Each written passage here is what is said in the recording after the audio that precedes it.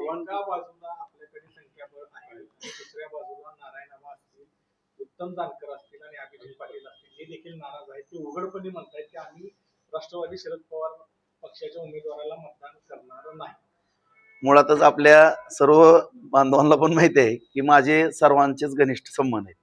असं मी कुणाबरोबरही असा काही विषय माझा जिल्ह्यामध्ये नसतो आणि महायुतीच्या माध्यमातून तर मतदान मला मिळेलच, परंतु एक व्यक्तिगत जी काही जिल्ह्यामध्ये काम करत असताना गेली 30 वर्ष झालं मी काम करतोय आणि या कामाची पावती म्हणून मी कुठल्या जरी कोण पक्षामध्ये असलं काय असलं तरी सातत्याने मी माझे मित्रत्वाचं नातं जपण्याचा प्रामाणिकपणानं प्रयत्न केलेला आहे आणि या माध्यमातून सगळीच मंडळी या ठिकाणी मला मदत करेल अशी मला पूर्णपणे अपेक्षा आहे. महाविकास आघाडीचे जे काही 5 आमदार आहेत ते पाचचे आमदार आज आपल्या बाजूने दिसतात. नक्की. 2 खासदार नाही आहेत, काय आव्हान करा? नक्कीच या ठिकाणी सगळे आमदार पण शेवटी काम करत असताना आदरणीय फडणवीस साहेबांच्या मार्गदर्शनाखाली काम करत असताना मी सगळ्यांबरोबर मी बघा सांगितलं ही संबंध चांगले ठेवलेत, कारण कोण कुठल्या वेळेस मदतीला येईल आणि सातत्यानं सोलापूर जिल्हा असेल किंवा धाराशिव जिल्हा असेल यामध्ये संबंध मी चांगले निर्माण केलेले आहेत की कधीही कोणाची गरज पडते आणि मला म्हणजे अनपेक्षित ही उमेदवारी आलेली आहे माझ्याकडे. मी खरं सांगतो की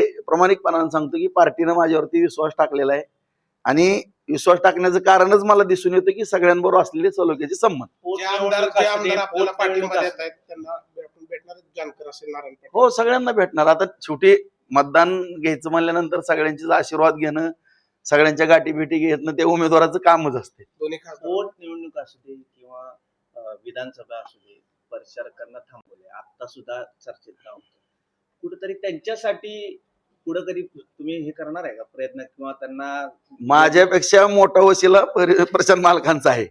म्हणजे मला सुद्धा म्हणजे तसं आदरणीय फडणवीस साहेबांचे माझे जुने पण संबंध होते, परंतु ज्यावेळेस मला भारतीय जनता पार्टीमध्ये न्यायचं ते प्रशांत मालकांनाच घेऊन गेलेले मला, त्यामुळं मला ते फार सिनियर आहेत आणि शेवटी आम्हाला सगळ्यालाच माहित आहे की मालकांचं काय फडणवीस साहेबांचे अत्यंत राजकारणाच्या पलीकडचे संबंध आहेत.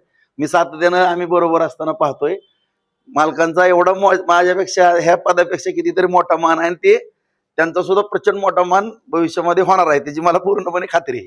जरांगेंच्या आंदोलनामध्ये आपण फडणवीस साहेबांसाठी ढाली सारखं काम केलं, त्यांच्या पुढे ऊन लढला, त्यामुळे चर्चा आहे. विषय तसा कुठलाच नाही. शेवटी आपण पण पाहताय की तो पार्ट वेगळा आणि काम करत असताना एक सामाजिक कार्यकर्ता म्हणून मी मग सांगितलं की माझं तालुक्यामध्ये सुद्धा आज आता 57,000चं लीड आहे त्या ठिकाणी. 12 पैकी 12 पंचायत समिती, 6 पैकी 6 जिल्हा परिषद, 18ला 18 बाजार समिती, परत नगरपालिका 46 मतांना नगराध्यक्ष बहुमतांना त्या ठिकाणी आलेली आणि सातत्यानं या 30 वर्षामध्ये मी राजकारणामध्ये काम करणारा एक कार्यकर्ता आणि पार्टीला वाटलं की ही निवडणूक लढवत असताना सगळ्यांना बरोबर घेण्याचं माझं जे काम पाहिलं असेल त्यामुळे मला या ठिकाणी कदाचित पुढच्या भविष्यातल्या काही आणखीन समीकरण आहेत, लोकसभेच्या पुढे निवडणूक आहेत, ह्या सुद्धा काही बाबी असतील. शेवटी पक्षाने कुठल्या माध्यमातून विचार केलेला असतो हा काही विषय आपल्यापर्यंत कार्यकर्त्यापर्यंत येत नाही. शेवटी पार्टीनं सांगितलं की लढकी लढायचं. तुम्हाला पाठिंबा दिलाय, उमेदवार जे आहेत समोरचे त्यांना तुम्ही आव्हान करणार आहे आणि वेळ गेलेली नाही, पाठिंबा द्यायचा असं तुम्ही आव्हान करू शकता, त्यांना विनंती करणार? ते अगोदरच म्हणत होते मी काय फॉर्म ठेवणार नाही वगैरे, मग त्यांनी का ठेवलंय माझ्या काय लक्षात आलेलं नाही. आता जिल्ह्यातलं कोणाचं कसं राजकारण आहे हा भाग वेगळा आहे, परंतु मी माझे तर संबंध सगळ्यांबरोबर चांगले ठेवण्याचा प्रामाणिकपणा.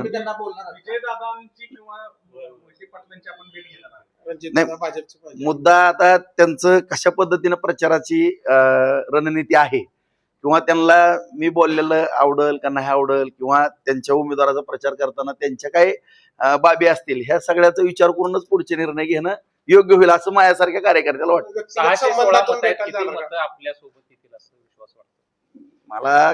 कमीत कमी 550 ते 550 मतं देखील एवढं मिळेल असं माझा आत्मविश्वास आहे. रणजितसिंह मोहिते पाटलांशी काय संपर्क झालाय? भाजपचे आमदार आहेत, तुमच्यासाठी काय प्रचार करणार आहेत काय? नाही, अगोदर काय मी त्यांच्याबरोबर बोलणं चालणं चालूच असते ना, त्याच्याबद्दल काय नाही. ह्या माध्यमातून नाही. आता शेवटी त्यांनी त्यांच्या पक्षाचा वगैरे उमेदवार उभा केल्या म्हणल्यानंतर ती त्यांचाच प्रचार ते काय बघावं लागेल मला तपासून.